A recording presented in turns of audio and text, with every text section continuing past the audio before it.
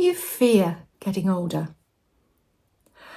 I have no fear of dying, having been with my father when he died and witnessing my grandmother's decline. But I do fear the process. I fear illness and the gradual winding down that can happen before we leave this planet. My grandmother suffered from arthritis for as long as I knew her, and she was crippled by it and had terrible pain for much of the life that I knew her for. She died in her 90s.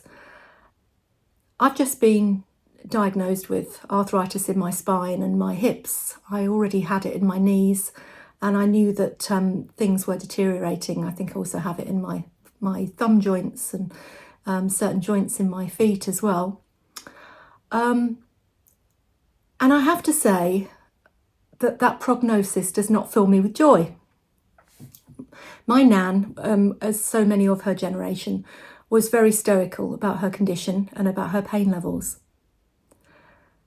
I'm not sure that I'm that stoical. So yes, there is fear about illness for me, and illness associated with growing older. I don't fear the general things about aging. I don't fear the loss of my youthful looks, etc., because I think, I've already started going through that and come to terms with it. What are you afraid of, if anything? If you've managed to come to terms with the aging process in a way that leaves you with no fear, then please do share. I wanted to just come in today and just share with you my own fears about getting older, as I just jumped in and did straight away without any introduction. But also because so many people have sent me this piece that has been attributed to actor Patricia Routledge, who died very recently at the age of 96. Now this piece is attributed to her. I don't know whether or not she did actually write it, but nonetheless, I think it addresses a lot of those fears that we naturally have, so many of us, when we contemplate the idea of growing older, and particularly going into the years where we might lose some ability. Let me read it to you and let's go through it together. I'll just get my glasses because then I can read it. So it said that she wrote this 1 month before turning 95. Now, many of you will know Patricia Routledge for her role as Hyacinth Bouquet in the comedy series Keeping Up Appearances. I think it's probably on BritBox for my US friends, and I think it's fairly well known here in the UK.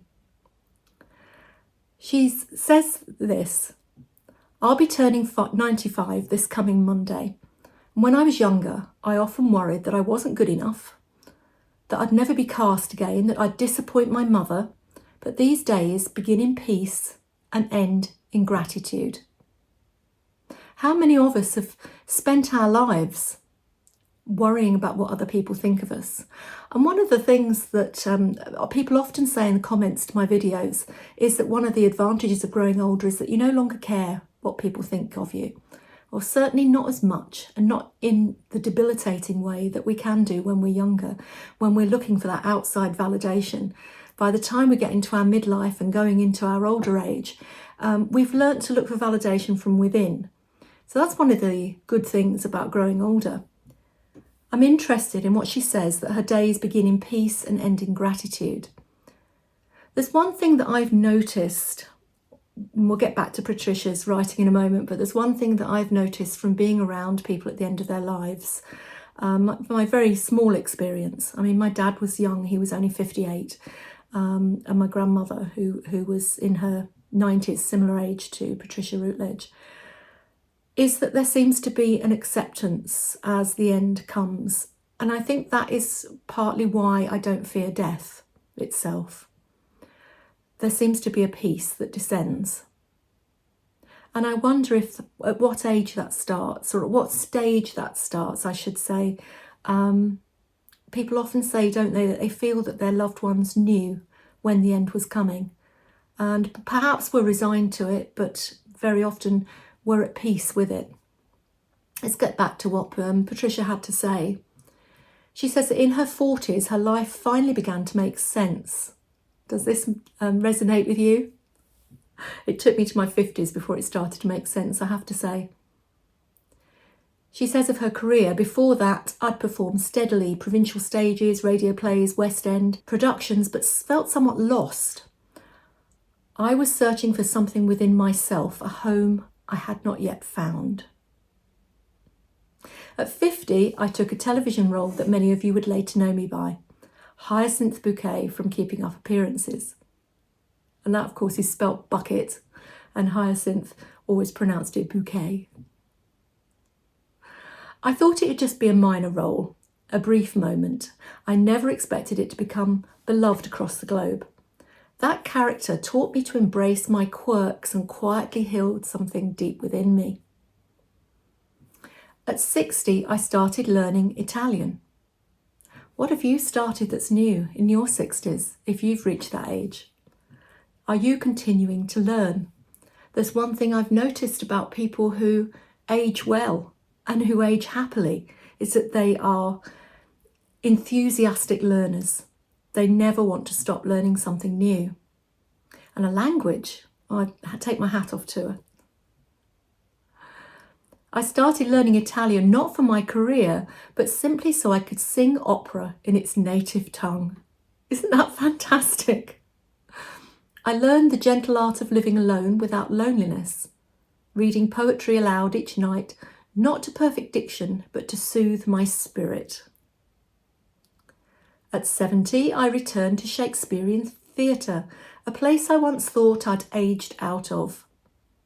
This time, there was nothing to prove. I stepped onto those legendary boards with calmness. The audience felt that serenity. I had stopped performing. I was simply being. How many of you have got to a stage in life where you feel that calmness? In my mid-60s, I feel little snippets of that, little glimmers of this deep, deep calm. And it's only grown as I've come into my 60s. That started in my 50s, that I would suddenly have that moment of calm and knowing that I had yearned for, I think, all my adult life. Simply being. That is such a powerful phrase for our later years. We've spent our lives striving and trying to achieve. Now is our time to simply be. I think that in itself helps to dispel some of the fear associated with growing older. What do you think? I'd love to know. Please join the conversation in the comments. She says, at 80, I discovered watercolour painting. I painted flowers from my garden, nostalgic hats from my youth, and faces glimpsed on the London Underground. Each painting was a silent memory made tangible. How beautiful is that? Now at 95, I write letters by hand. I'm learning the simple joy of baking rye bread. Have you felt that slowing down? Have you realised the simple joy of being in the moment and doing something purely for the pleasure of doing it? Baking bread is a good example, isn't it? It's an intentional activity that you have to concentrate on, or you're going to get a flat loaf. But you also have to have patience for while it rises and so on. I still breathe deeply each morning. Laughter remains precious, though I no longer feel the need to make others laugh. Quietness is sweeter than ever. I know that there are some people that I know that think I'm a little bit strange because I like silence. It's very difficult to find in this world. Even as I sit in my kitchen, I'm aware of the low buzz of the fridge, and it bothers me. I want silence. Not all the time, but at least for part of my day. And that way I can hear my thoughts clearly. It's a big contrast to the rushing and constant movement of our earlier midlife and our younger years when we were rushing about, going to work, looking after families, doing the shopping, doing the cooking, da-da-da-da-da-da-da, on and on and on and on. Quiet is a privilege, isn't it? She says that I'm writing this today to share something simple and true. Growing older isn't a final act. It can be life's most exquisite chapter if you allow yourself to bloom once more. Oh my goodness. What a message that is. Let me say it again. Growing older isn't a final act. It can be life's most exquisite chapter if you allow yourself to bloom once more. How are you allowing yourself to bloom as you get older? Are you closing inward or are you blooming outward? We have a choice, don't we, about what happens in here. Let the years ahead be your treasure years. What a lovely phrase, our treasure years. You don't have to be perfect, famous or adored. You only need to be present, fully for the life that's yours. With warmth and gentle love, Patricia Routledge. I just wanted to share that with you. I think that to have the words of wisdom from somebody who was nearing the end of their life like that and who could write so eloquently about the way she felt about it, that soothes my soul. It soothes some of the fears that I have. I work on my fear of pain and fear of losing more mobility and so on. I'll never ever give up. I will always concentrate on what I can do and not what I can't. When you think about it, fearing growing older is pointless, isn't it? Just as worry about anything else is pointless.